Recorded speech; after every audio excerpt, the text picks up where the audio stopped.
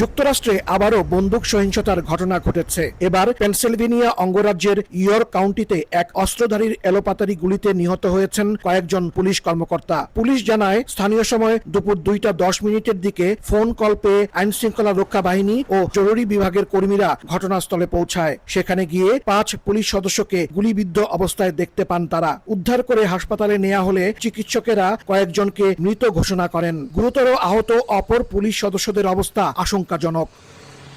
আইনশৃঙ্খলা বাহিনীর তথ্য অনুযায়ী মঙ্গলবার দুপুরের পর পেনসিলভেনিয়ার 115 মাইল পশ্চিমে মেরিল্যান্ডের কাছে নর্থ কোডোরাস টাউনশিপ এলাকায় এক ব্যক্তিকে আদালতের একটি পরোয়ানা দিতে যায় পুলিশ। এ সময় পুলিশের উপস্থিতি টের পেয়ে ওই ব্যক্তি অনবরত তাদের উপর গুলি চালাতে থাকে। পরে হামলাকারী নিজেও গুলি চালিয়ে আত্মহত্যা করে। স্থানীয় এক বাসিন্দা জানান, তিনি অন্তত 30 রাউন্ড গুলির শব্দ শুনেছেন। এ ধরনের সহিংসতা কোনোভাবেই গ্রহণযোগ্য নয়। আমাদের সমাজ হিসেবে আরো ভালো করতে হবে। যারা মনে করে বন্দুক তুলে নেওয়া বা অস্ত্র হাতে নেওয়াই বিরোধ মেটানোর উপায়, তাদের পাশে দাঁড়াতে হবে।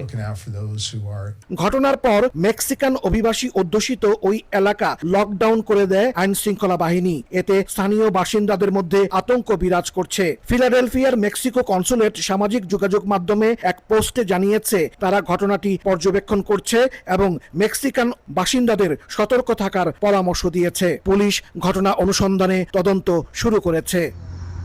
হাসানুজ্জামান সাকি, সময় সংবাদ, যুক্তরাষ্ট্র।